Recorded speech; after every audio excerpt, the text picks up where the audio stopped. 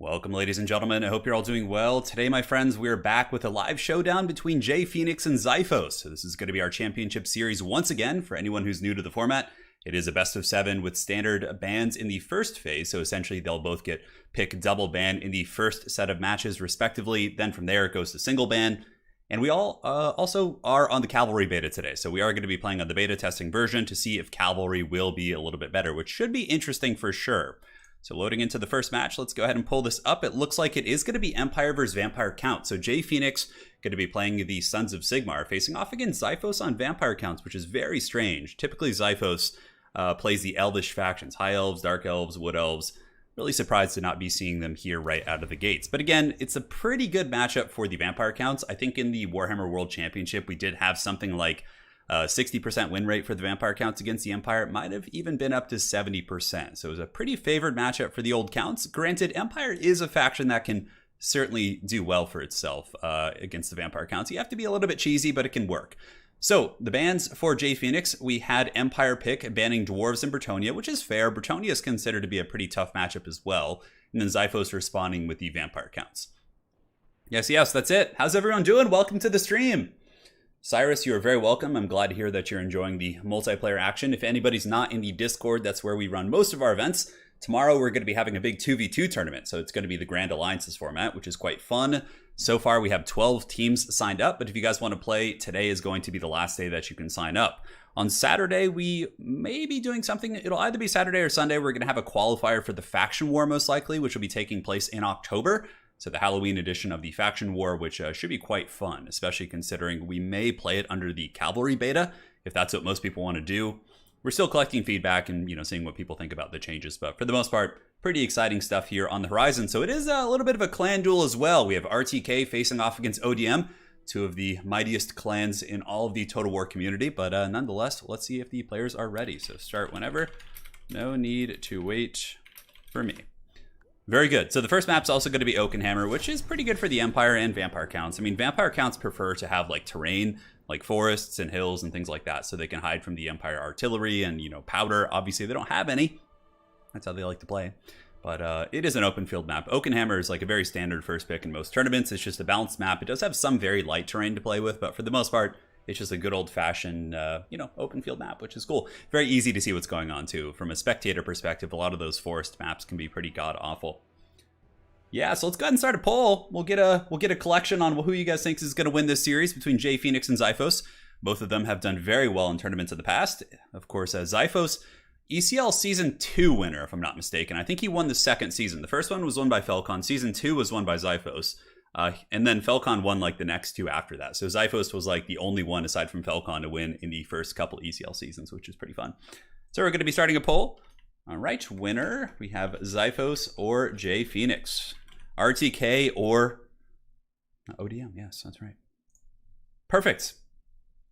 So it's all set. The poll should be live, and now we're going to be loading into the client. Looks like the players are loading into the mighty Oakenhammer. We will close the poll before the start of the first match, just to make sure that it doesn't influence your decisions. So far, we have 24 votes. It looks like 83% of you think Xiphos is going to win, with 17% here for JPhoenix. Which, considering the first matchup, I understand the direction a lot of you are going. It is a very tough matchup for the Sons of Sigmar. There's kind of two identifiable styles. One of them is basically the old school, I like to call it the Talaxla Soothsayer style, where basically it's great swords, it's Volkmar, it's just a box of heavy infantry, heavy cavalry, and you just try and grind them down and play their game against them using Volkmar, AoE buffs, and healing.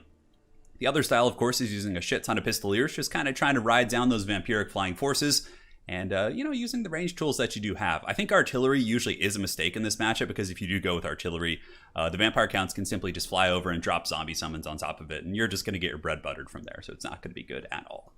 Xiphos is basically an elf main. I would say he's more of a wood elf player than a high elf player. Granted, he's very good at high elves as well. So this is a best of 7 series, which is a very different format than most tournaments. Most of the time we get, a best of 3, or at the grand finals, a best of 5. But in best of 7, if it does go to the rubber match in game 7, it's really going to be stretching the amount of factions a player has to know how to play. So typically a lot of people who get into tournaments, they learn 2 or 3 factions right out of the gates, right? But then from there, they're going to struggle in a best of 7 because they might not have the mastery over more factions. It's not like other RTS games like Warcraft and StarCraft, where when you see a best of 7 between pros, they typically just play the same faction over and over, right? So let's go ahead and close the poll down. We are going to end this bad boy. It looks like a 72% here for Xiphos, considering he's playing the vampire count. So I can certainly relate to that.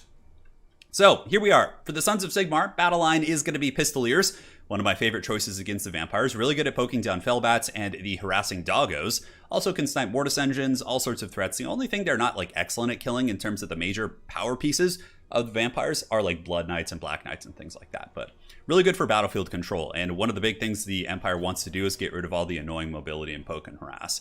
Aside from that, we got Spears, we got Swordsmen, Volkmar the Grim, a Firecaster going to be burning through the witches with the burning head, and Empire Knights to serve as roadblocks on the flank. The only thing this army may struggle with, it does have halberds on the ground, but anti-armor. I mean, the halberds, of course, can cut through the knights if they're sitting still, but if there's like Graveguard infantry, it's really going to be putting the game heavily on the back of ye old Volkmar the Grim. So for the forces of Xiphos here in the front, zombies backed up by Graveguard, which is good. Graveguard are very difficult to get rid of.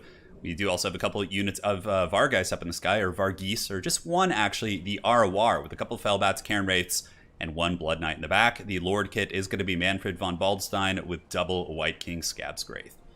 So here in the front, Pistoliers moving up. It's really important to have proper ammunition usage in this matchup. You don't want to be using your ammo on zombies. That was a weird-ass fireball right there. That one just like literally ran into the side of a tree or just went into the ground. I don't know if I've ever seen that before, but yeah, Pistoliers shooting into Graveguard great weapons, even though they are armored, they're unshielded. So wearing them down, I think, is a prudent decision, even though Pistoliers have pretty subpar armor piercing. Shooting into Fellbats is also really good. You could poke the Cairn Wraiths, but ultimately probably going after the Graveguard great weapons, Blood Knights, Vargeists, and Fellbats is going to be the proper decision here. But the vampires, as is expected here, are just waddling forward at the potatoes pace. It looks like some of the Graveguard great weapons are going to be pulling back, and the Blood Knights are going to be surging forward. And they do have the bronze shields, heavy armor, and they do also have this ability called the Flag of Blood Keep, which means when they're out of combat, they do take 20% less missile damage. So against all these focus firing Pistoliers and things like that, they can do pretty well for themselves. Fireball coming downtown, going to be tracking the Vampiro casters here. No, actually going after the White Kings. White Kings going to get hunted, and I don't know what's up with these fireballs. You see that? Like both of the fireballs right before they hit their target, like take a nosedive. Very, very strange. I don't know what's going on. Let's see if the players are saying something in chat. Look, it doesn't look like they've noticed, but perhaps you guys have seen that. Maybe the fireballs have been changed in the beta for the way that those type of attacks work. Because in the previous version, in the live version of the game, it has been fixed. But before that, there was a bug with fireballs where you could like double shoot them. So I have a feeling that Creative Assembly might have reworked those bad boys. But so far, fireballs have been very disappointing. I think we have to wait for the burning heads, honestly, and just use them to kill the Cairn Wraiths and some of those other ghostly units. But another fireball. Let's go ahead and watch this one, see if it can hit home. It looks like it does track and hit and does tickle the pickle of those two White Kings right there. Actually, the 2-for-1. A little bit of a strike bold on those White Kings there. But now the vampires are going to get in the front line. Zombies will be engaging with state troopers. Obviously, in a vacuum, state troopers will defeat the zombies, but the Graveguard will handedly defeat pretty much any of the Empire infantry that you do see here, unless Volkmar the Grim gets his mustache and gets all up in them hoes here. So in the front line, zombies are just about here. It looks like Volkmar the Grim going to be rolling through on the old pimp cart and should be able to push back some of the zombies, which are currently running. Scab's Grace are so devastating against state troopers, though, man. Look at the swordsmen in the front just get melted by the vampire power from those White Kings. Really nasty. Volkmar gets back. Looks like the swordsman will be covering his retreat. He does not want to be fighting White Kings. I think that the Pistoliers need to form a concave, like get the semicircle shape back here and just start pounding on the White Kings. And there you go. Nice fireball, Pistolier focus, and they're getting that damage in for sure. In the meantime, at the front, here comes the zombies and Blood Knights. Look like they're going to be taking a frontal charge, which is very awkward. Yeah, they don't want to be doing that. Not with all the halberds that are in position there. And I think all the Empire Pistoliers now have a pretty viable target here in the Devils of Schwarzhofen, who are obviously low armored, have no missile resist, 100% want to take them out. They're very expensive too. Looks like they charge into halberds, which they might be able to get a break just due to the shock value, but that is a pretty good catch for the Empire. Some Fellbats coming in to cause some disruption. This is good. Xiphos sending in the Fellbats basically to keep the Pistoliers from getting a freebie here against the Devils. And now in the front line, we do have the fight of fight. So the State Troopers, the Swordsmen holding back the Zombies, but Manfred is going to be dropping some sort of witchcraft there. Looks like a Burning Head, overcasted most likely, going to be going down. Banishment from Volkmar as well, and a huge erect Burning Head. Nice one right there. Does go through the Sternsman, but it takes a really unfortunate turn at the end. It kind of like drifted away, although let's see if it gets anything down the line. It doesn't really look like it. Now on the flanks, pretty good play here by JPhoenix. Flaming Sword of Ruin used by the Bright Wizard, and that is going to be imbuing magic damage, allowing them to kill the ghostly ethereal units here. So the Cairn Race and Bats should be getting melted, but the vampire counts have very heavily dominated this flank. They've just completely overwhelmed the State Troopers. The Halberds and Empire Knights are broken back. Swordsmen are on the run. And the Blood Knights, as well as the Devils of Schwarzhofen, are in pretty damn good shape. But the Empire still does have most of its Pistolier core. Manfred's running a little bit wild, but it looks like Manfred did also get the Assassinate on the Bright Wizard, so the Bright Wizard has pretty much been broken here, might even be shattered, and the Vampiric forces are going to be surging through the front line. So the Sternsmen have also broken through these Swordsmen, who are now running for their lives. And Volkmar the Grim, I think this game is looking like Xiphos is in a very commanding position. Yes, we do have the Pistoliers. No Sigmar Sons, very interesting. I guess JPhoenix didn't want to give any targets for the Scab Scraith, but having unbreakable troops like Flagellants and Sigmar Sons against vampires is so damn useful. But right now, Xiphos in a very, very commanding position. It's pretty much Volkmar is the last bastion of the Sons of Sigmar, and the Pistoliers are being hunted down by Fellbats, and Blood Knights are just going to chase them into oblivion while Manfred and the boys take out the main force here. A couple Halberds still fighting on this side of the battlefield, but Graveguard will be able to cut through them pretty easily here as we approach the 6-minute mark. Fellbats up in the sky, crumbling down, -23 leadership. Empire Knights taking a couched charge here versus the Blood Knights, but the Blood Knights will absolutely massacre them. Just a far superior unit. Costs pretty much the same as like 2 Empire Knights, and Empire Knights really, the armor will let them tank for a moment against Blood Knights, but Blood Knights, in terms of their better stats and their anti-large bonus, will be able to carry the day. Now, could we see a wild comeback by the Empire? Maybe if all the Pistoliers were like full ammo, but I mean, the elite troops of the Vampire counts have taken like no damage. Sternsmen are full health here. These Graveguard are at about 60%. Invocations could bring them back to full health too. And it just looks like all the heavy metal infantry for the Vampire counts is far too healthy. And Volkmar is very good, right? If it were just Volkmar against, like, let's say the Graveguard and that was it, maybe he could pull the game back. But in this case, like the Halberds, yeah, they do a little bit of damage. Nice Soulfire Bombardment right there will bring down a couple of the Graveguard great weapons. But overall, it's going to be a lost cause. And it looks like game 1 is going to be going to the forces of the Vampire counts and Xiphos. And yeah, it's a really tough matchup, honestly. I think Empire can win it. I think you got to be a little bit cheesier for sure.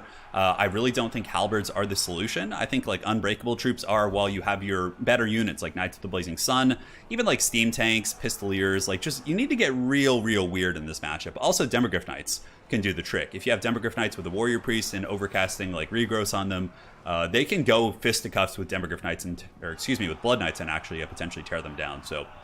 But in this case, the State Troopers really just did not hold the Empire formation. I find that if you try and meet the Vampire counts in a wide formation like that, where you're just like spread out and engaging the Vampire counts in a wide formation, they tend to just crush you. But if you play a little bit more defensively, keep a box, and get the buffs of Sigmar hitting all of your troops, that's where you can really live long and prosper there. So yeah, Volkmar is being hunted down by the Vampiric host. Manfred, as well as the White Kings, should be able to take him out. Despite his armor and the lack of armor piercing on these characters, Weight of Fire still is Weight of Fire, and the Blood Knights with their anti-large bonus taking him out pretty quick. He's got about 1300 HP. His mustache will not save him here. Pistoliers are wavering and breaking due to army losses, and now it's just a matter of time before JPhoenix withdraws. So well played. That is going to be the first game in our best of 7 series. Xiphos will be drawing first blood. Now we will switch on over, where Xiphos will have to pick and do a double ban, and his opponent JPhoenix will have the opportunity to counterpick there. So we'll see, but that's a very tough matchup. It looks like a couple of them were Outriders as well, which I didn't see, but good value on them. 1400, 540, not bad. Pistoliers did okay, but overall, yeah, just the State Trooper lines, like, they'll buckle so quick. That's why you really need things like Sigmar Sons and Flagellants. I know they're a little bit vulnerable to Scab Scraith, which Xiphos really showed us, but I still think you got to go that direction. So we got Manfred getting all bald and angry, getting about 1200 value. The White King's doing pretty damn good as well. Blood Knight's paying for itself, and most of the Vampiric Army did very well. How do Greatswords do against Vampire counts? Pretty good. Graveguard Great Weapons do well against them, but if you have Sigmarite buffs and healing, they can actually fight back. That's like the old school style that we saw from Tlaxel and Soothsayer, like in the old school Everchosens. He would basically come in with like triple Greatsword, like double or triple Demogryph Knight, and just bring like healing and Volkmar and do their thing. It's still tough all around. Honestly, this is a pretty favored matchup for the Vampire count. So a bold move by JPhoenix for sure, but got to give her some props for that solid play. So let's go ahead and update ye old scoreboard here. The power of technology propels us into the future. So there we go. 1-0. It's going to be Xiphos here in this best of 7. So in order to win the series, you essentially just have to get 4 wins there. So let's load back in, switch the map for the players. The next one is going to be Galbaraz, which is a fairly standard map in tournaments as well. It does have a low ground kind of incline on the eastern side of the battlefield that you can get some work with, but overall it does some work. So GG, well played. We'll see what the players pick. Map set. We're good. Imperialist Gondola says, should I get Taco Bell or Wendy's for lunch? Oh, that's a brutal one, man. I haven't had Wendy's probably since like 2007. Taco Bell as well. I think I had it on a road trip. I honestly can't decide, man. I'd probably go with Wendy's myself. I remember them having a pretty good bacon burger, but that was, again, like, that was in the Stone Age. That was when the wheel was invented back in 2007. So yeah, take it as you will, man. Take it as you will. Ice Power Total War saying Scabscraith unfortunately defines the meta of some factions. It really does. It's super good against Empire. That's why Greatswords can have a place, because their armor helps them not just get annihilated by that. And you can actually fight the front line. I'm actually a big fan of Greatswords in this matchup. I think mixing in a couple can be very, very impactful. So we will see. People used to bring, yes, steam tanks. Sometimes you'd see a wild Luminarch as well. So Xiphos is going to be going back to his roots now to an extent, going with the Druchii here. Who's he going to ban though? Empire, there's still a lot of bad matchups for the Druchii on the table. So first picking Druchii is a little bit risky. The Dark Elves certainly have some vulnerabilities, but I mean, okay, you could go Dark Elves, and what would you ban probably? Do Dark Elf players ban Beastmen these days? I don't really know, since the Beastmen got the new DLC and there's been some changes. But again, this isn't the Cavalry beta, so a lot of the Cavalry units, I always say that wrong, they're going to be quite a bit better than they were in the current live build, or they are, I should say. Yes, good. Good, Anakin. Yeah, if Scabscraith had a cast time, that might be a little bit more fair. It's a very, very strong item. Vampire Coast has access to it as well. It can be really, really nasty, man. Yeah, and it really defines matchups. Like, you just straight up can't bring crappy low-tier infantry, or else you're just going to get punished so bad. Or you could just go with volume and just, you know, really bad units like goblins and things like that. Remember when the Greatswords... Man, yeah, so in Game 1, when the game first launched, that was the Wild West. Like, the balance in Game 1 was so goddamn terrible in the beginning. But Greatswords used to be, like, the premier infantry unit. Like, just going balls deep, cutting apart, like, elite Chaos infantry. But, yeah, times have certainly changed. They've gone through nerfs. Other factions have gotten buffs. But, you know, like, Empire Greatswords should not be a dominant unit, right? They should, like, be a kind of... Empire's a jack-of-all-trades faction. If they had, like, the best infantry in the game, it would just be kind of silly. They have like so many diverse units and different playstyles they can utilize. So if they had the best infantry, that would just be really OP in my opinion. Turin, with Scabscraith being so narrow, can you mitigate it by deploying in squares? You kind of could, Mark. It's yeah, but like then you're like, that's going to take a lot of micro, because then if you engage in a square in the front line, you're going to be at a disadvantage. So you'd have to be really quick on top of it. But yes, if you deployed in like a pencil formation, but the problem is then they can do Scabscraith from the top. So it'd have to be like a perfect square for it to really be effective. That would take quite a bit of micro, and honestly, I don't think is really feasible at the highest level of play. So JPhoenix is going to be going with Rats. We have the Skaven facing off against the Dark Elves here. So we have Dark Elves banning Greenskins and Bretonnia. Pretty good choices. Dark Elves definitely get flattened by Bretonnia. And the Greenskins, I would say, have a pretty big advantage against the Dark Elves as well. We've seen that in Faction Wars, right? We've seen Ice Power have to face Greenskins a number of occasions. And, you know, it usually goes in the way of the Greenskins despite players' skill. So we do have Skaven here versus Dark Elves. It's a fun matchup. I think it's reasonably even. And I always enjoy seeing the Rats in action. So we'll see what JPhoenix can whip out here to get back on the board for Clan RTK. Yes. Yeah, Greatswords do struggle, but again, they do pretty well if you have like a lot of like supporting units, right? Like Earthbloods and Warrior Priests and Volkmar and all those different buffs and things like that. Uh-oh, Lola's getting crazy. What am I supposed to eat her? Yeah, just one of our dogs scratching at the door. I'm going to get some water, guys. So I'll be back in a minute anyways, and we'll be back as soon as this match starts.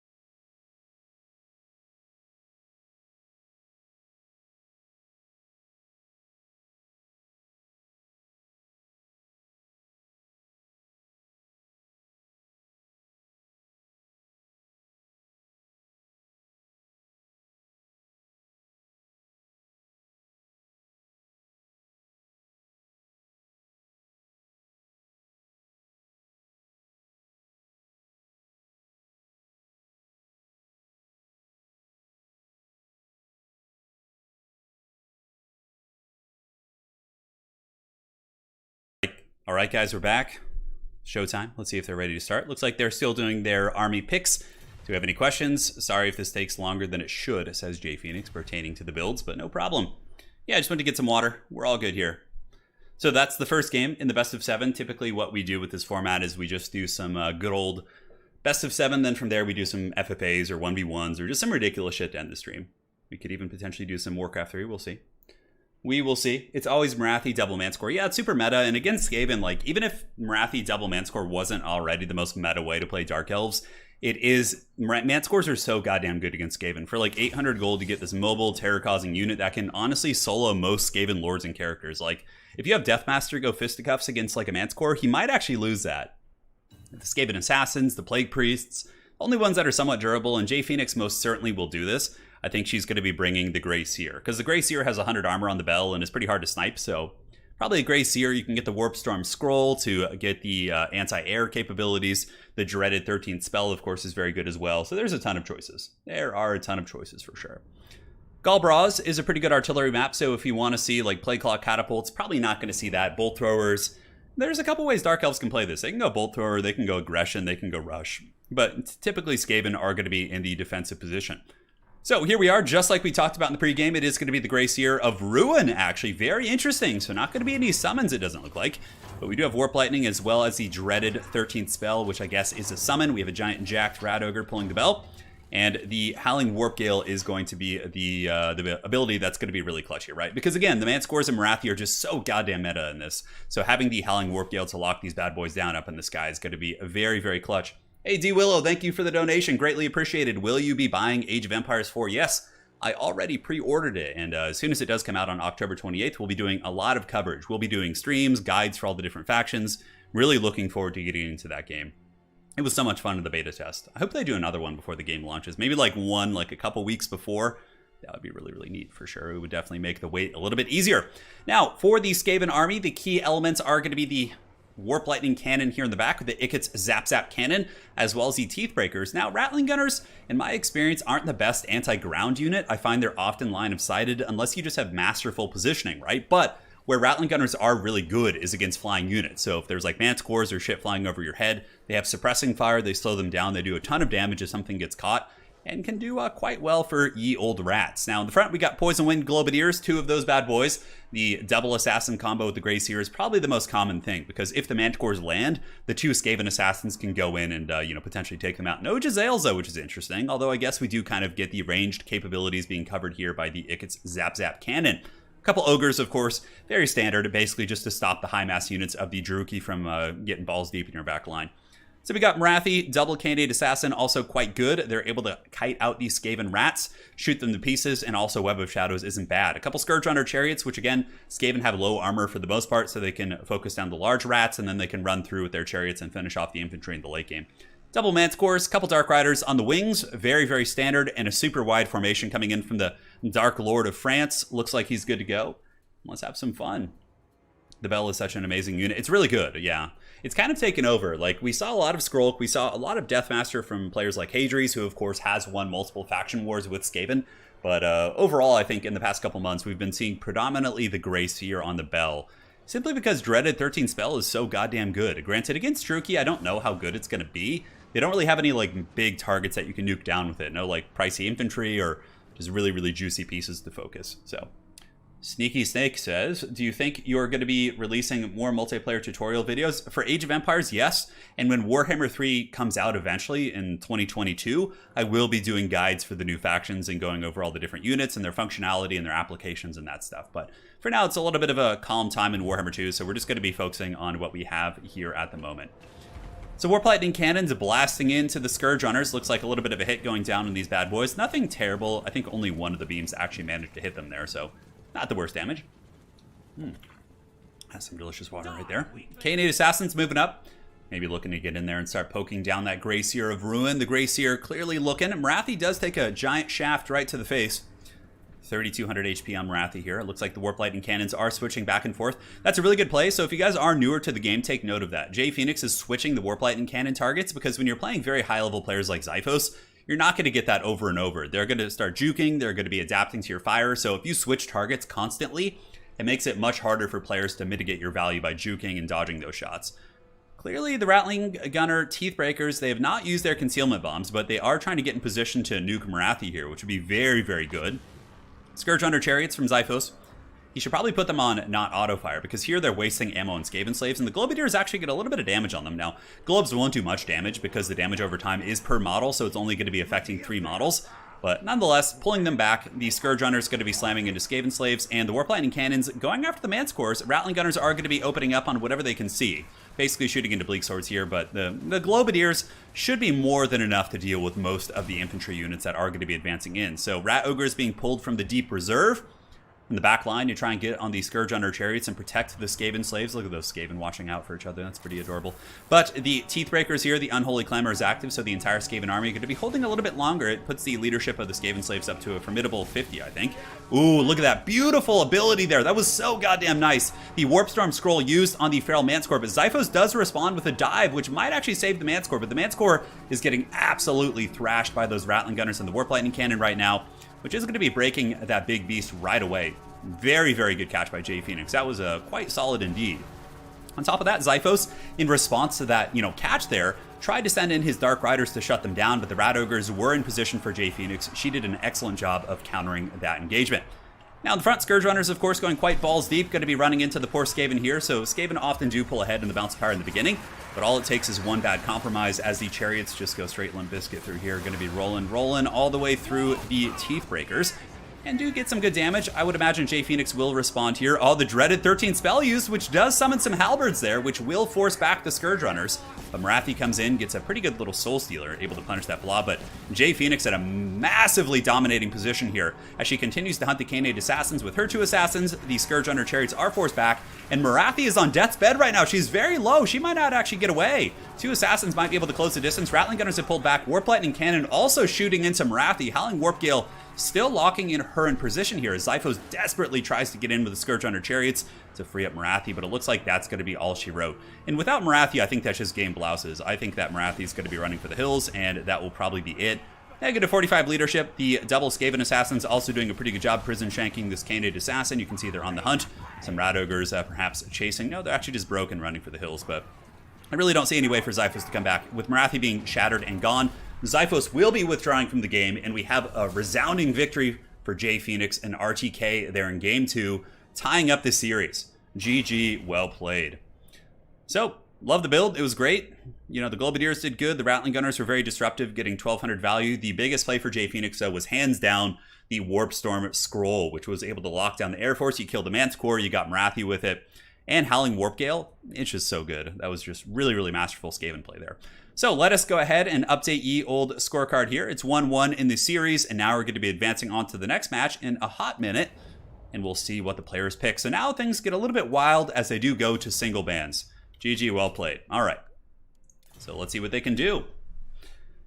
Captain Rum Panda says, Turin, how is the championship match going? It's very good. It's 1-1. I hope we get a very good contested series, because a lot of these championship series, essentially are sweeps. The first one, I think, was a 4-0 for Falcon. The next one was a 4-1 for, and the one that we had yesterday with 0. So I'm hoping we get some more contested series. Yeah, like some back and forth. And it looks like we're going to. These two players seem to be quite evenly matched. So let's see what they pick now. They haven't done their next pick and ban, so we're just going to hang tight, enjoy each other's company, and, catch up a little bit, which would be good. Oh, did Xiphos forget about some cavalry units in the back? Yeah, that makes sense. The rush seemed a little bit, blunt, should I say. What DLC / new factions are you looking forward to playing in Age of Empires 4? I really want to play the Rus. Yeah, like the Slavic faction. They look really fun. They have like a bounty system, which looks really cool. They have hunting lodges to like generate gold, which seems really fun for like map control. They also have like one of my favorite late game units that I've seen in Age of Empires so far, which is the Streltsy. So Kislev is getting Streltsy in Total War, but that is going to be the unique unit for the rest in that game.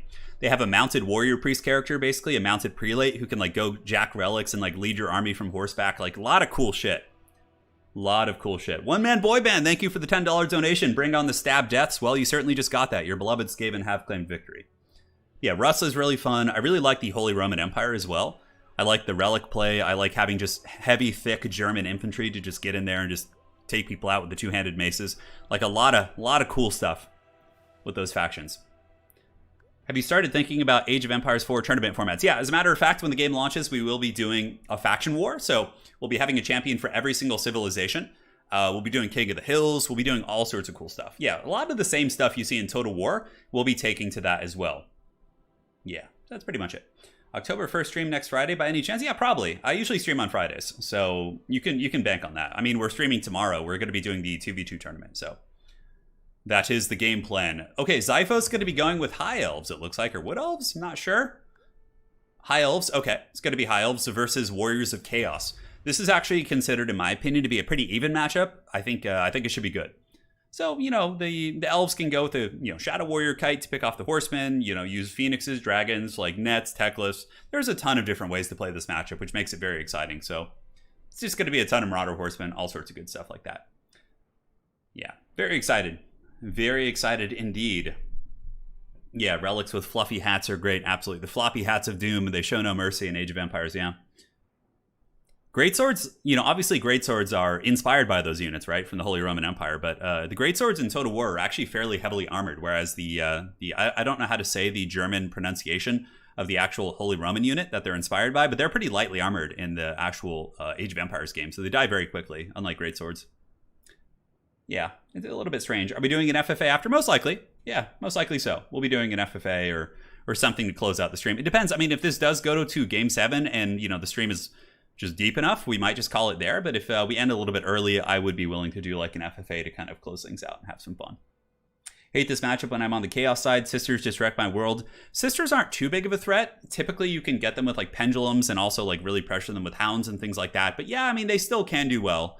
I think Xiphos is going to go with Shadow Warriors. He's more of a kite style player. He likes to pull back and just really drag you through the mud with his elves. So I do not think we're going to be seeing Sisters. I would be surprised. I mean, maybe. My favorite way to play this matchup is actually a Star Dragon with Teclis, and you get net breath combos. It's so fun. So if they have any good infantry, you just net and breath them, like instant kills. If they have a Lord that overextends, net breath, you butter their bread. Also, Sigvald gets wrecked by Star Dragon, so there's a lot of great ways you can get going there. Yeah, you guys are saying it in chat. Spirit Sands is dropping it here. I don't know how to say that, though. Landsnecht? Did I say that right? Man, that's a tough one to say. Yeah, it's a very, very tough one. But incredibly excited for that. It's going to give us something to do until Warhammer 3 comes out, because Warhammer 3 probably won't come out till like March or something like that of 2022. So that's a long dry spell for sure of content. So hoping we will, of course. And I mean, we'll be getting some early looks at the new factions, I'm sure, at some point. But for now, it's a long time. It's a long time. Yeah. So Chaos versus High Elves. It is a classic duel of duels. Chaos is a really interesting faction because they're like one faction that hasn't gotten like any updates. They're just straight up in the Stone Age, like apes, like just beating on, rocks and trees with like sticks. But somehow they still have like a really good win rate. They have like a 54% win rate in tournaments, which is like in the top 5 or 6. Very, very weird. Whereas like Norska is truly just like the Haggard. I don't know what happened with them, but they just did not scale well with everyone else. Hey, we have a new channel member, One Man Boy Band. Thank you so much. And welcome to the Dukes of Haggard. We're here. Thank you so much, man. Yeah. I think you were a member, One Man Boy Band, but I think over time you have to like renew it or something. I think that's how it works on Twitch. I honestly don't even know how it works on YouTube. It's very, very, very strange. Yeah. What other RTS games are coming out? Well, honestly, on the near horizon, not much. To be frank, the next one that I guess is on the far horizon is going to be the Frost Giant Studios. So basically a bunch of Blizzard employees left Blizzard because Blizzard basically abandoned the RTS genre. So all of the guys who did RTS at Blizzard and a couple other companies nearby, including some Riot Games employees, started a new company called Frost Giant Studios, which I'm very excited for. If they, most of the people on the team did Warcraft 3 and did StarCraft. So they're making a new RTS game, which probably won't come out till like 24 or 25, honestly. Maybe 23, we'll start getting some glimpses of it. But that's going to be the next big RTS game that I think, in conjunction with Age of Empires 4, could maybe, be the revitalization of the genre. Because right now, most of the, major RTS communities are just, living in the past a little bit, right? We have like Warcraft 3, we have, Brood War, StarCraft 2, which is like a 10-year-old game. We have Age of Empires 2, like, again, that game's like 100 years old. So those are like the major. No, Red Alert was taken over, I think, by like EA or something like that. And it's just like being made into some just dog shit, like, free-to-play mobile game. So I think Red Alert is doomed and gone forever, sadly. Tobizzle, thank you for becoming a new member here on the channel. Welcome. We are going forward. Xiphos is ready. Readying up before the opponent already. A little bit of psychological warfare there. Yeah, Frost Giant, definitely excited for that. But, the RTS games aren't as popular as they used to be because of the barrier to entry, right? Like, you can get any mouth breather and just put them on a MOBA and they'll figure it out in like an hour, right? Like the basics. But, like, if you want to get into an RTS game, you have to invest quite a bit of your time. And I feel like people don't have the same attention spans they had to, like, invest and get into those games. Yeah, if only Dawn of War 3 was good. Yeah, it's a shame. Yeah, it's a shame. But RTS games, that's why they're not quite as popular. Like, in terms of a spectator sport and also barrier of entry, like, even spectators have to have a little bit more knowledge to know what's going on. Yeah. Absolutely. Like, here's a good analogy, right? Like, I hadn't played Warcraft 3 in something like, I don't know, 6 or 7 years before I started streaming it again. I got back into Warcraft 3, and I was kind of getting crushed a little bit. Like, the mechanics, it took a lot for me to get back to, like, a fighting form, okay? But when I went to play League of Legends the other night, I haven't played that game in 8 years, and I come back and I'm just crushing people in a similar fashion that I was before. But Warcraft 3 was so much harder. I was getting absolutely dunked on for my first couple streams back. So it's the MOBAs, I think, just have a much easier barrier to get into. But it's just my opinion. Just my opinion, of course. All right, so taking a look here at the Elvish Army, it's going to be an Archmage of High Magic. It looks like we do have Apotheosis, Soul Quench, and Tempest, interesting against Manticores. A couple loose Silver and Guard, which are pretty good. Silver and Guard do have extra armor against Marauders, but usually Chaos is going to spam great weapons here, so in my experience, Silver and Guard aren't really worth it. In the back, we have a Swordmaster of Hoth, triple Archers, as well as a Bolt Thrower, some Reavers, and a Narnia Chariot with a triple Lion, so that's going to be it. Now for the Chaos host of JPhoenix, it's going to be a big one. Whoever wins this will be going up in the series and threatening to close out the series. We have Prince Sigvald, double caster. So it looks like a Melkoth's or no Pendulum and Enfeebling Foe, plus a Searing Doom caster as well. It's going to be a great weapon, Chaos Legion, which is very, very standard. Mirror Guard, Marauders just take a beating for the Dark Gods, and a bunch of Marauder Horsemen on the flank. So very standard, right? Just like push and grind them down with great weapons and use your throwing weapon, Horsemen, to deal with the monsters. Alex Sear, thank you for the $6.99. EA for RTS games. Disney for Star Wars, Blizzard for the best freemium games. What a time to be alive, I know. These are some dark times we live in, but, what can you do? Max Payne says, sadly, Turin is correct. It's not a popular genre due to the short attention span of a lot of people. Yeah. But that's not to say it can't have a solid community, right? We have really great niche communities, but in terms of, like, getting those massive esport numbers, it's certainly a bigger obstacle. StarCraft was kind of the last game that was, like, the number one, on Twitch, like pulling massive numbers back in like 2012, 2011, but there hasn't really been an RTS game that's been able to do it since. It's usually still just more niche communities, but we'll see. I mean, even for, the Total War Warhammer World Championship, we pulled some pretty great numbers, all things considered. Age of Empires with their Wololo Cup does pretty well. Red Bull, of course, sponsors that, which helps quite a bit. But yeah, there's definitely hope for the RTS genre, and I think it can make a comeback. If Frost Giant does a really good job, if Age of Empires 4 does well and is well supported by Relic and Microsoft, like I believe in a thing called love, and I think it could happen here. So a little bit of skirmishing. JPhoenix getting the Horsemen up to chase the Reavers. Now Reavers typically are very dominant in that skirmish phase because their range is so much better. They're also better in close quarters combat. So Reavers can defeat them up close, they can defeat them at a distance. So really for Chaos, you have to just use the Vice Grip. You have to push in your infantry, pincer them in, force the Reavers back, and then just use your Horsemen from like more of a static kind of safe position like that, which is good. Frederick says, I think RTS games can help to keep you in shape with MOBAs, but it doesn't work so well the other way around. Yeah, I agree. In RTS games, like you're pretty on point with your micro, right? Like you're managing a lot of units, and even in Total War, you're kind of managing hero-type characters, which have some similar functionalities, I guess, to a MOBA. So, yeah, it does have some good crossover, for sure, Frederick. I would agree with you. So up in the sky, the Archmage going to be dropping a Soul Quench. Going to be quenching some of them souls. Here it comes on the Chaos Warriors here. And it does take out a couple, leaving them with 69 models. Oh, hell yeah, that's what she said. So they take some damage there, but all's good. I'm sure they're enjoying that. Slanesh be praised. So the Lion Chariots of Krace moving forward, they're going to push back these skirmishers, and then they're just going to be getting into the freebies here in the front. So JPhoenix doesn't really have the mass to protect these guys, as the Chariots just scream through them and get some pretty darn solid damage. And now the Lion Chariots are most likely going to be pulling back here and going down and across. Dragon does move in as well. A little bit risky if there's some follow-up from Chaos. Oh, Poison Hounds are coming in. This could be a pretty big catch. So Poison Hounds could catch the Lion Chariots, and they could be dragged down by the hordes of hell and the Marauder Horsemen. Chaos doesn't have a big lord. Sometimes you see Kolek or Big Bird in this matchup. You see the big chicken, but in this case, it looks like that's not going to be the case here.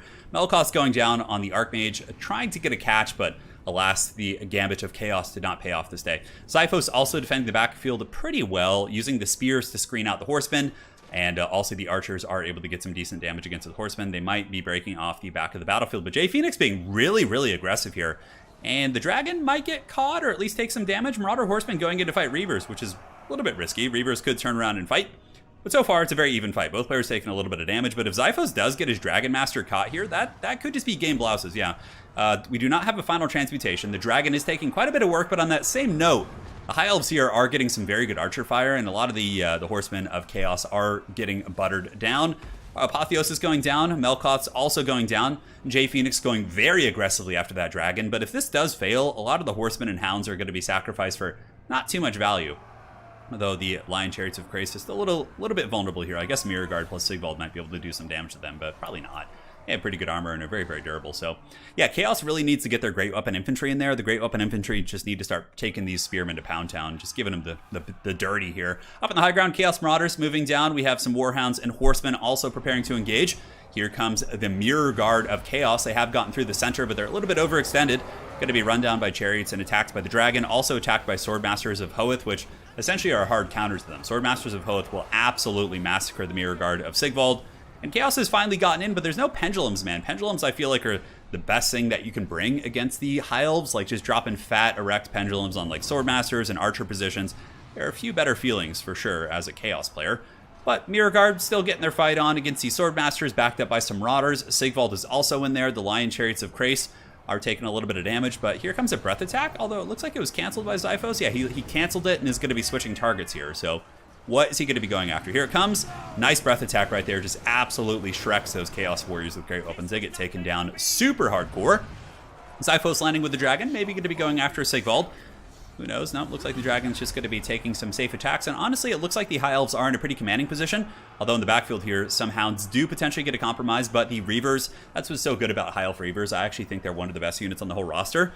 They are really powerful for, you know, skirmish cav, essentially. Like, they can defeat Hound units. They can defeat enemy skirmish cavalry pretty much decisively in every matchup.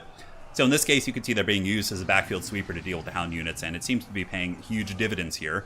As Sigvald continues to try and lube himself up and get into the backfield here, but it does not appear to be going according to plan.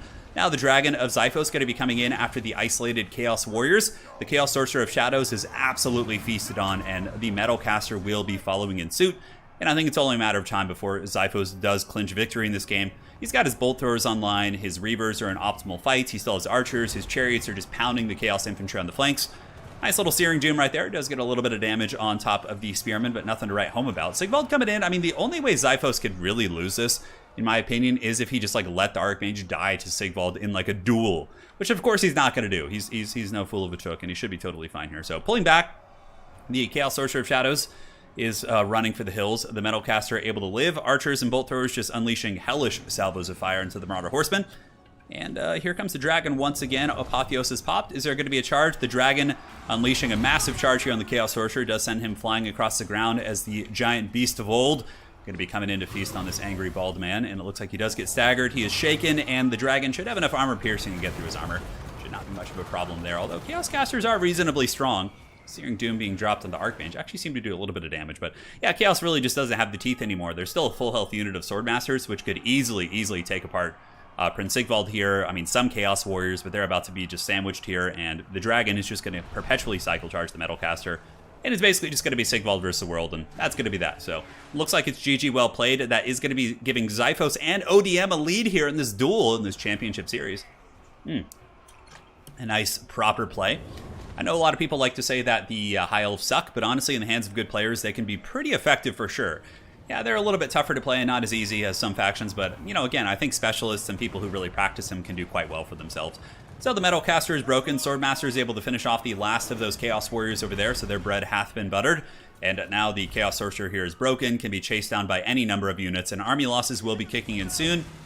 Players were saying something in chat, but it was actually just a message from earlier saying good luck, have fun, good sportsmanship all around, which is always nice. Archers delivering a salvo here to the advancing Chaos Warriors. Their heavy plate will not save them this day as the archers do advance in. Will they break? It looks like for leadership. Okay, maybe they'll get the ceremonial karate chop on some of the archers here as the heavy armored Chaos Warriors do immediately retreat. No army losses yet. Sigvald is basically trapped in Phoenix Guard. Just going to be cycle charged by the Dragon. Swordmaster's finishing off the last Chaos Infantry unit. Really, really good hold by Xiphos. That was some masterful high elf play for sure.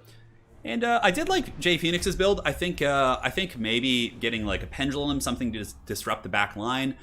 I don't know if I'm a huge fan of Sigvald in that matchup too. I feel like I like Big Bird can be a little bit more impactful. You know who actually is pretty good in that matchup too is Kolek. Kolek can really catch people off guard. Because like archers aren't going to kill him quick. A bolt thrower will do some damage. Like nothing here was really good against Kolek except Phoenix Guard. So throwing him in there I think can be a really, really good curveball that a lot of competitive players don't expect. GG, well played. That is game 3 here in our best of 7 series. Going to be going to the French champion Xiphos. It is 2-1. Will JPhoenix come back and do RTK proud? We'll find out here in the next game. So let's load in and give them another map. For the next one, we will do the Pillar of Bones. So we're going to be doing a smaller map. Welcome to the Bone Zone, baby. Bone Zone.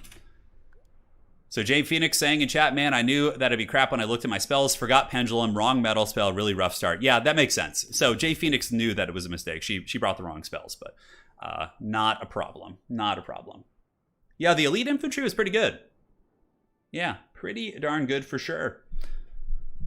So we'll see what they do for their picks and bans. We are going to be doing a smaller map. All the maps have been bigger, so it's time for a smaller one. Need Pendulum or Flaming Skull. Yeah, so Xiphos saying, basically reiterating our message that we're making the entire game, that you really, really do need those spells. What is the difference between damage deals and damage value? So damage value is basically like how much gold value your damage did. So like if you do 10,000 HP damage to like a Skaven slave unit, you're only going to be getting 150 value. But if you do 10,000 damage value to like a chosen great weapon, you're going to be getting like 1,500 or something, right? So that's basically what that means. Like the damage value is the amount of gold of the 12,400 gold your opponent has that you did damage to, right? And hopefully that's a reasonable explanation. But basically, yeah, it's just the gold value that you have taken away through your damage. Yeah. So that is it. That is it. So single bans now. Single bans now. Can't ban same. Correct. We are on the single ban phase. And we'll see, that does make it a little bit harder, but honestly, I think Xiphos and his Wood Elves should be fine. It is on the Bone Zone, though. Bone Zone is a small map. So, you know, he's going to have to change up his tactics a little bit. He is up in the series, so he has a little bit of cushion. Okay, it's fine. Okay, so Xiphos ban 2 then. No problem. All right. So we'll do another double ban here because there was an accident of double banning in the last game, which wasn't supposed to happen, but it doesn't really make that big of a deal. It'll make it a little bit more comfortable for the players, if anything. So, yeah, last time I played Age of Empires was 5 years ago. Any advice for newcomers? Honestly, Age of Empires 4 is a different game. There's a fair amount of similarities to Age of Empires 2, but also a lot of things have changed, like with drop-off points and obviously the factions themselves, or the civilizations, or cultures, whatever you want to call them. But yeah, you know, I'll be able to answer that question a little bit better when the game comes out. But if you just really want to play like the easiest faction that is the most straightforward, just get really good at England, spam longbowmen, and just rush your opponents. Or just pin them in their base with longbows and expand and prosper. Like, England is so punishing in that game. Kazran, I have no idea what that means, but thank you for the $5 donation. Really appreciate that. But yeah, England is probably the best beginner faction, I would say. Their longbows are just super oppressive. Like, even if you're not like great at the game, they have such long range and damage output that you can just cackle and just poke your opponents into the Shadow Realm. Yeah. All right. Like, it takes pretty advanced players to stop like a good longbow rush. So we got a Bretonnia pick from the mighty French champ Xiphos, no surprise. And he bans Dowie and Vampire Coast. Yeah, smart picks. Those are tough matchups. What could JPhoenix do? I mean, there's a number of matchups here that you can go for, so. Surely England can't be balanced. Yeah, honestly, I don't know if Relic will nerf them. Yeah, Relic did nerf China, though, which I thought was strange because China wasn't even that strong. But they didn't nerf England, who was just like, I don't know where they were getting their feedback from, but England is just so dominant. Like, if you have a good high-level player on England, you're just going to shit stomp most of your opponents. If it's like an open field map, if it's a choke point map, it's different because you can create stone walls and chokes and keep the longbowmen away from your base while you tech. But like, if it's an open field map like Dry Arabia or something like that, you're just going to struggle so hard against longbows, yeah. That's just my 2 cents, though. I believe it means go, go, go. All right. Kazran, thank you. Appreciate that. Appreciate that for sure. All right, we got Norska. Ooh. Yes, we have the cavemen coming in to do battle. Norska versus Bretonia, the mighty Warhammer French versus the cavemen of the north. Should be fun. Oh, yes, the famous longbow mouth breather tactics. Yeah, that England always enjoyed throughout history. Yeah, it's pretty funny. I really hope they do change it, because it's just so hard to stop, dude. It's so hard. You can stop it. Like, with HRE, what you need to do to stop it is just, like, go early stone and just, like, rush. You need to rush to tier 2 ahead of England so you can get ahead of their longbows. And you need to get, like, stone walls up ASAP. If you can, like, stone wall them out and they go all in on longbows, you win the game. Because they're just going to have a bunch of shit tier 2 units. You can tech to tier 3 safely. You can get mangonels, which basically counter the entire longbow strategy. So it can be defeated if you can survive to tier 3 and not take too much eco damage. Yeah.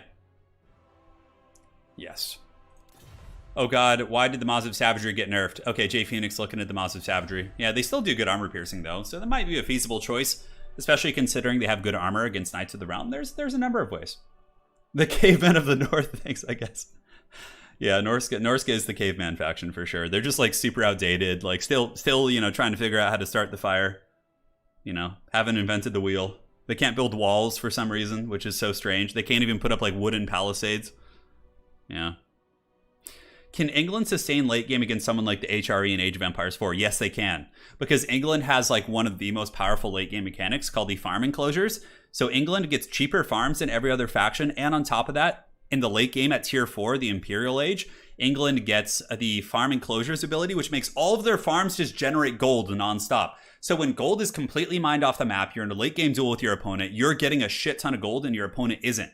So like England is really scary late game too. Like England is extremely powerful at tier 2, weak, very weak at tier 3, I would say. So their weakness is probably the Castle Age, and then they become like super OP again in the Imperial Age. So that's my opinion. Torok's the Brass Bull. Torok should be in Age of Empires. Yeah, why not? Throw the Beastman in there.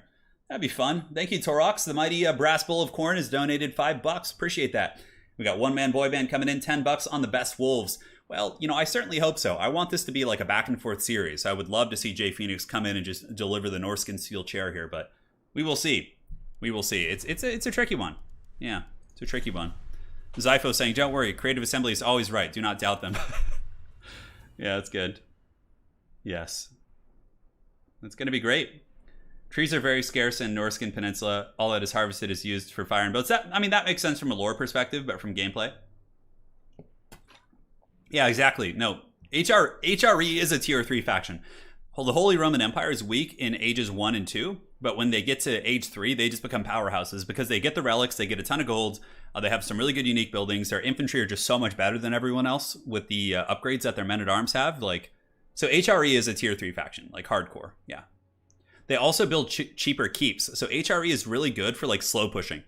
Think of Terran in StarCraft 2. You turtle with siege tanks. You move up, you reset up you take more ground, you push, you take up more ground. That's how HRE plays. Like slow pushing, grinding people down, getting cheaper keeps, and just like stealing the map slowly while you wall out all your shit. Yeah. And that's pretty much it. Hopefully you guys don't mind all the AoE chat here. But I really enjoyed the game. I'm so excited. So excited. Norska getting apparently nerfed in the last patch. Apparently some of their units got a cost increase, which is pretty funny. Xiphos is ready. It looks like he is planned out. I would imagine we're going to see Mass Knights of the Realm, maybe the Companions of Quenelles. Peasant Bowman, Fey Enchantress, Double Paladin is very meta here. However, a big however, you know who else is pretty good in this matchup is the King, baby. Hail to the King, King Lewin. He's quite good. You can get some damage in there. Are there any factions that can reasonably field a lot of giant monsters without getting their face wrecked in this meta? Let me think about that. Beastmen for sure. Because Beastmen you can go pretty wide even with their monsters, so you can still swarm effectively while having monsters. I would say Beastmen are probably one of the best ones, but those big monsters are often just Manticores, right? Like double Manticore with like a Gorgon or something, and then like Torox, right? Turin, did he play any StarCraft? Yes, I played Wings of Liberty hardcore when it came out. Unfortunately, that was when my hand was first getting messed up, so I was barely able to play. as much as I wanted. But yes, I was a StarCraft 2 player. I played Terran and Protoss, mainly Protoss as the game progressed. But I sucked at Zerg. Zerg is like playing a different game. Yeah, absolutely. Yeah, very, very fun stuff. Oh yeah, Red Fondant, absolutely. You're 100% right. They were the most OP faction, hands down. Constantine, thank you for the $5. Hey fella, did you ever try to play Civ 6? No, I didn't. Like, I would be willing to play Civ 6, perhaps. I loved Civ 5. Civ 5 was such a good game. And I don't know if I don't know. I heard mixed reviews about Civilization 6, but I would give it a try, not as like regular content on the channel, but just like a fun stream with a couple friends or something. I would do that. All right, so here we are, taking a look at the forces of Ye Old Norska. It's going to be Marauders in the front, ready to fight the haggard peasants of Bretonnia. We got javelins in the back to deal with some of the knights. Marauder horsemen throwing axes, obviously very good mobility and armor piercing, often countered by peasant archers, but if the Bretonnian knights do overextend, they can kill them. We got Horserick the Wanderer, backed up by a Famir of a Burning Head and a Deathcaster, double Manticore, and some Condom Wolves on the far side of the map. Now looking here, look at this. We have the dreaded pencil formation. So the peasant mobs are being used in like a straight line here. Basically what that does, same as zombies with vampire counts, it gives less surface area to those units, right? So they can basically last a little bit longer. We got men-at-arms. We got some peasant bowmen in the back. Battle pilgrims mixed in. Grail Knights. Wow, very elite knights coming in from the French champion Xiphos here, representing his people with the Bretonnians. He does have the anti-large, and these guys are so goddamn good against Norska. Because number one, I mean, skin wolves have physical resist. They're thinking they're all safe, then suddenly these knights come in with just erect lances and just give them the damage with, or give them the brutal damage with magic damage. So very, very good for sure. Very, very good. Yeah, Chaos is an A-tier faction, 100%. Chaos is a top-tier faction. Xiphos just had the better play last game, and that's why it went that way. But no, Chaos is a very good faction. Anybody who's saying they're not, may not have seen their performances in World Championships and different things like that, but they are a very, very strong faction. Norska is a hipster faction. I love that. That's pretty funny. Yeah, a little bit. Like, Norska's like just super outdated. Like, it's kind of like people in tabletop who play. I'm trying to think of like what a hipster faction in tabletop is. I don't know. Yeah, basically a faction that just never gets updated, never gets any love. So nobody plays it, so you're like one of the only people who play it. So it becomes part of your identity, right? It's like a hipster. I don't know what the tabletop equivalent of that would be, but I've been a little bit out of the loop. Yeah, I do like Famir in this matchup. They're pretty durable against a lot of these threats. Skinwolves kind of get wrecked, but Marauder Horsemen can certainly do the trick. Although JPhoenix is getting a little bit hog wild over here with the Horsemen. She better be careful because she could get sandwiched by the Knights of the Realm as well as King Lewin. Oh, I love the Lewin pick here, by the way. He's really, really good with the Sword of Couronne, and I think Lewin might be able to get a kill or two. Yeah, if he gets a terror out off the edge of the battlefield, that'd be so depressing for Bretonnia. Here he comes, Lewin landing in there, going to be picking off a couple of these horsemen, I would imagine. Looks like immediately 2 horsemen are taken out, and they should be able to get away and maybe even do some damage to Lewin in the process. Yeah, some throwing axes going in. Yeah, cute little poke, nothing too crazy. Hey, Turin.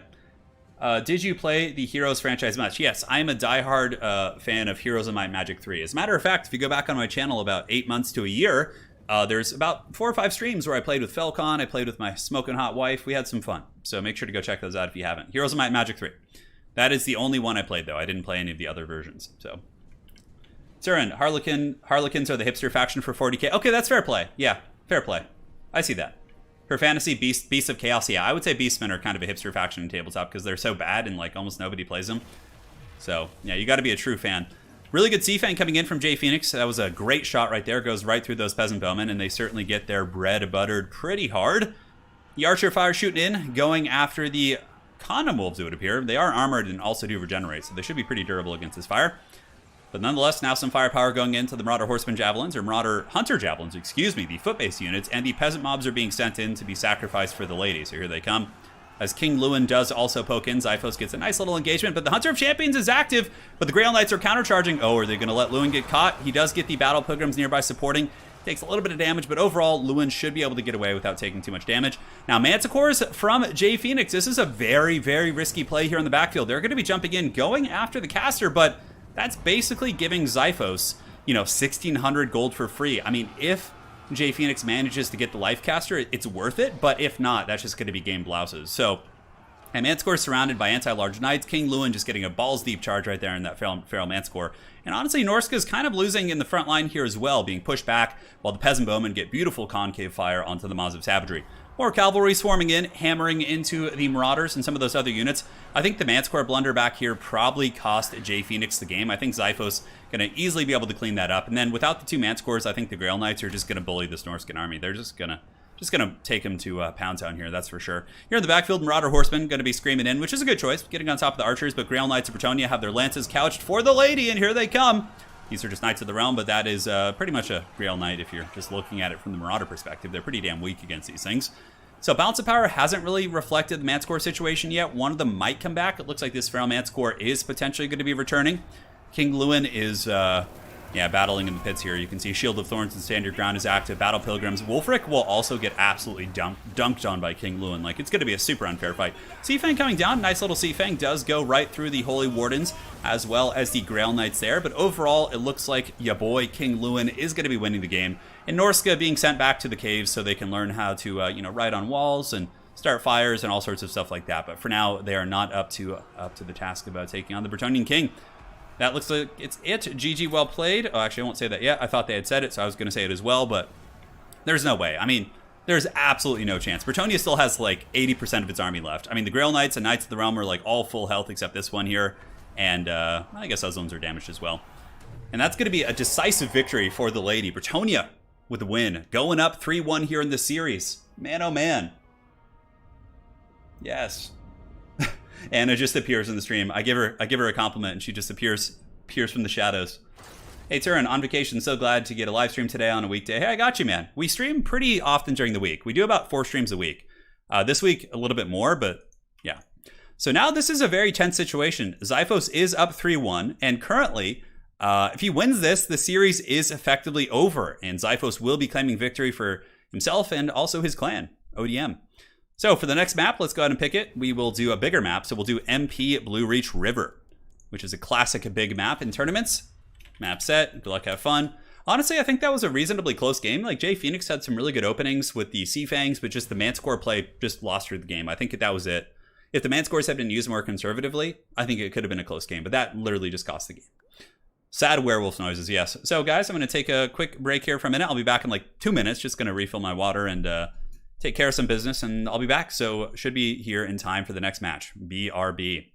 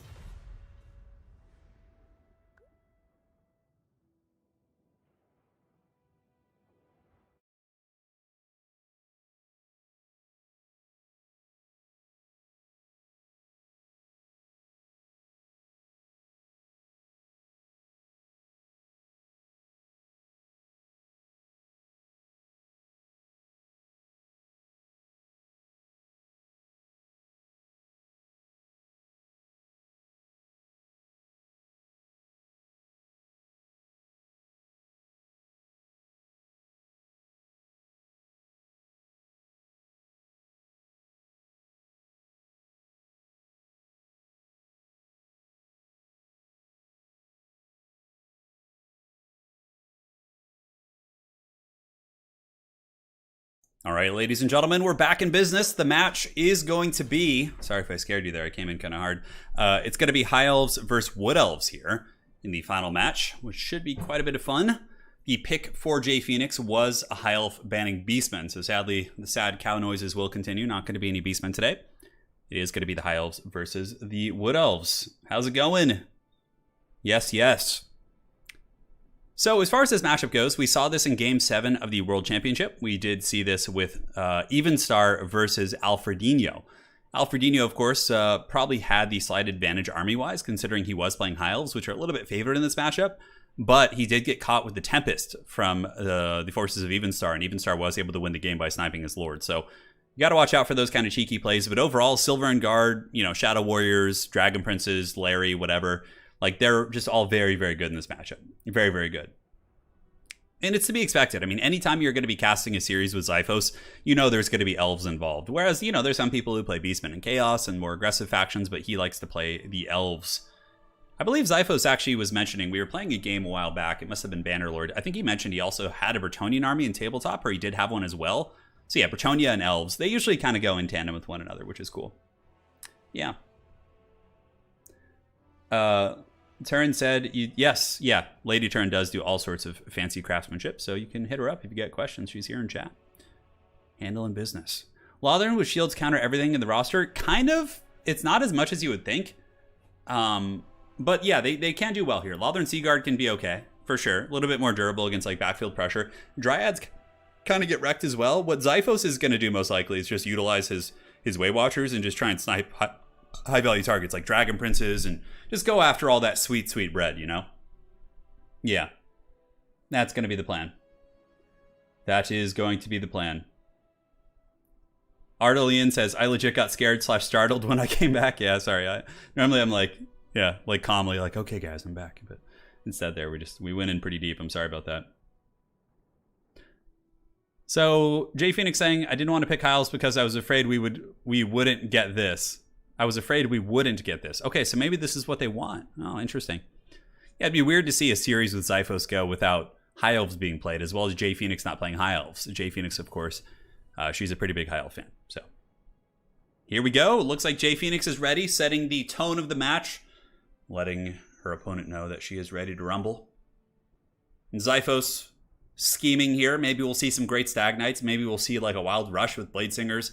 Lots of cool builds that you can do for sure. Typically, though, those are very high risk, and you really have to outplay your opponent if you want to make those work. Turin, have any other casters covered the Clan War tournament? Yeah, there are a handful, actually. I'm not quite sure off the top of my head, but I'm pretty sure a lot of other casters have. I would imagine Dav has done it. I think Rubber Duck of War has. I don't know, maybe Valkanos is involved.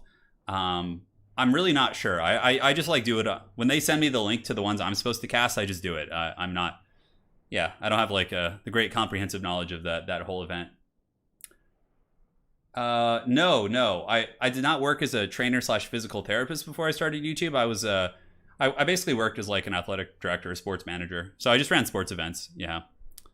So like track and field tournament or track and field meets, basketball tournaments, soccer tournaments, like all that kind of stuff. So I would just organize them, get the team set, handle the rosters, pick the coaches, all that kind of stuff. Yeah.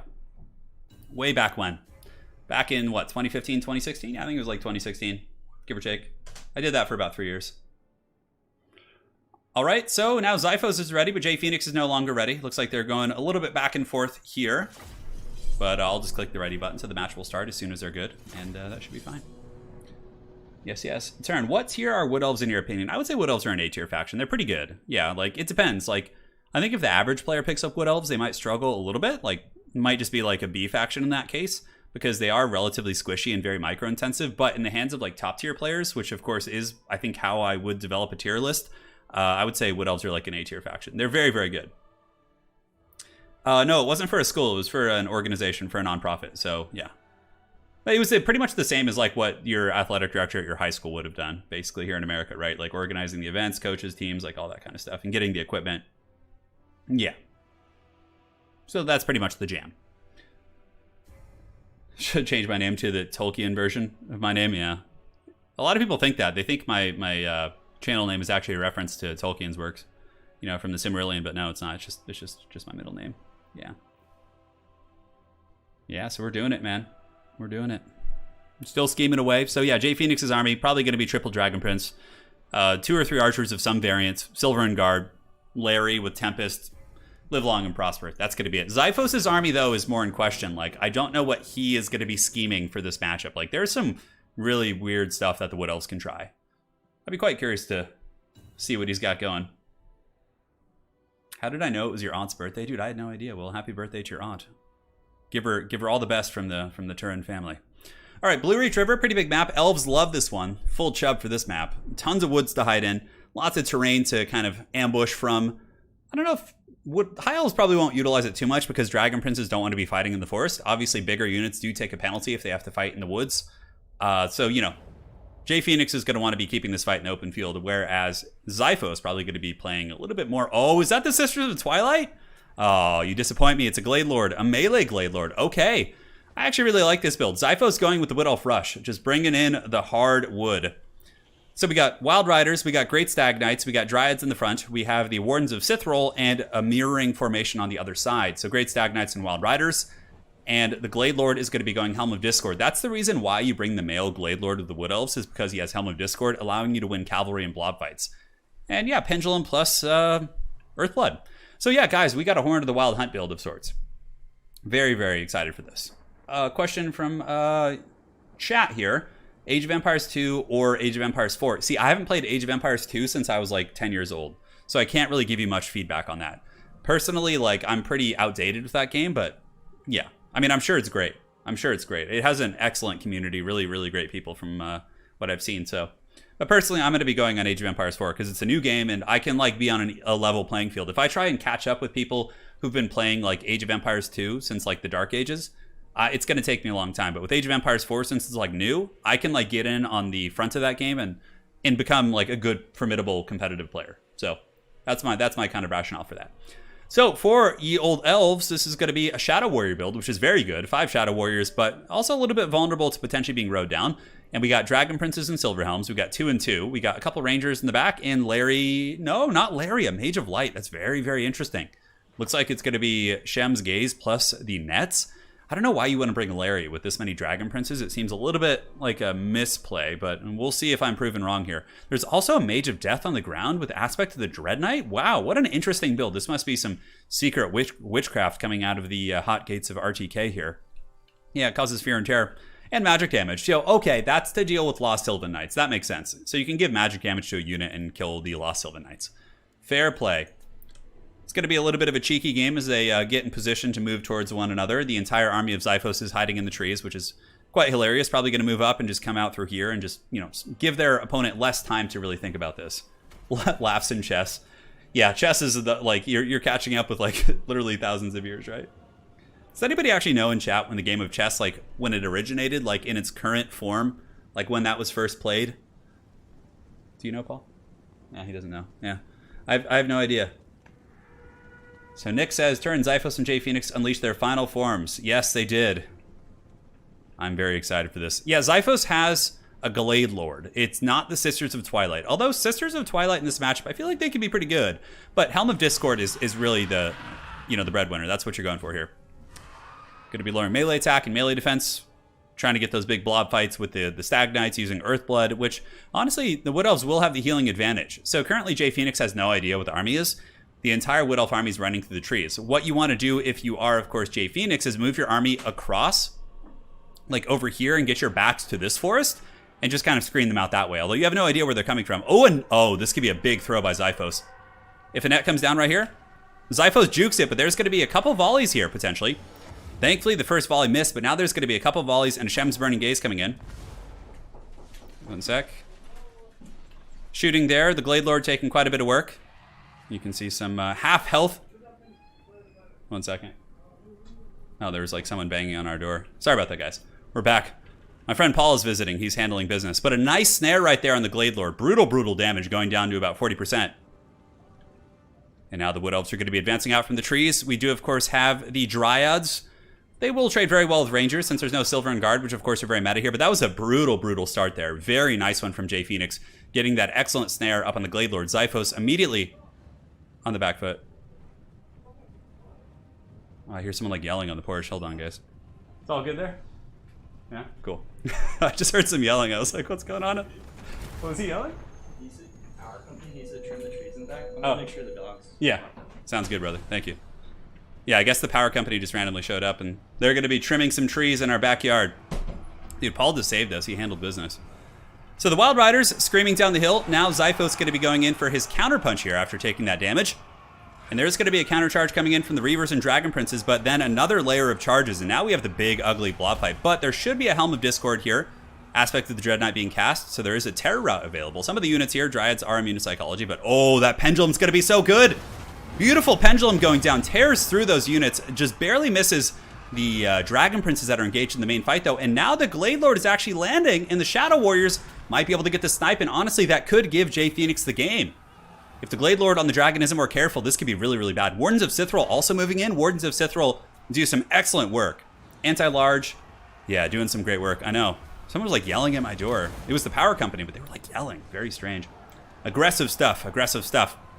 So the blob fight, though, going pretty damn good here for the Wild Riders and the Great Stag Knights, continuing to tear through the Dragon Princes. But the big issue for Xiphos, of course, is his Lord here, which is overextending a little bit. There could be some sort of a follow-up. The Archmage with the Book of Hoeth and Arcane Conduit could come in. Maybe drop a net of Amnitok, a little bit hard to say. But that Dragon Lord has to be really careful. Currently, Xiphos is winning many of the engagements, but it all comes down to this. Without this Dragon Lord, the Shadow Warriors could potentially get some good skirmish and get back in the game, because the Wood Elf Cavalry are very, very weak to this missile play, right? Shem's Burning Gaze coming from downtown, 800 HP, down, and the Dragon is dead! The Dragon has fallen. Beautiful focus fire by that Archmage from the Shem's Burning Gaze. Dude, that did like 800 damage. Crazy, crazy stuff. But the Wood Elves are heavy in pursuit. Xiphos is not out of this game, and that is for sure. He dominated that blob fight. The Dragon Princes got crumped by the Great Stags. Earthbloods, of course, and Pendulums really being the deciding factor, because the magic from the High Elves was not really there to help too much. And now Christmas is going to be coming a little bit early here for these Shadow Warriors. They're going to be getting plowed and run down. Probably should be wiped to the T. And a lot of the archers are probably going to be following in suit. There's not really too much screening left. Right now, JPhoenix trying to position her army by the Rangers back here, but the Wood Elf Cavalry are just rushing. Man, what a crazy game. Just a Wood Elf Cavalry blitz against like an armored High Elf army. I think if there maybe had been some Silver and Guard, that could have been helpful, but the Dragon Princes get in one last time to buy some time for the Shadow Warriors, but 2 units of the Shadow Warriors have been fully crumped.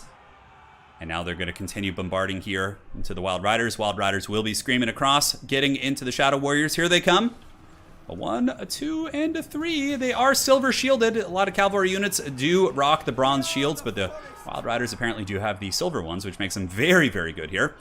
And the Stag Knights are basically just going to be annihilating everything they run into. Oh, sweet Christmas, baby. Here they come. They got their antlers lowered, and a massive, massive charge into those Rangers right there. That is going to be a sweet, sweet apocalypse. And there you go. Talk about those Rangers just getting shreked.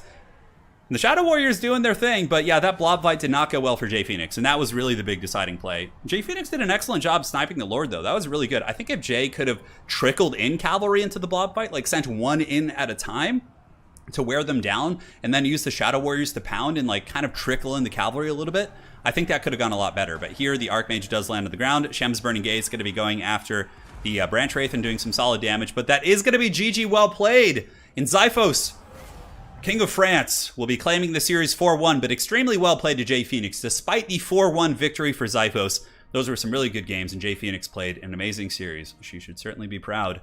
But that is going to be a 4-1 for ODM and Xiphos. Yes. Christmas is coming, baby. Yeah, that was some sweet Christmas.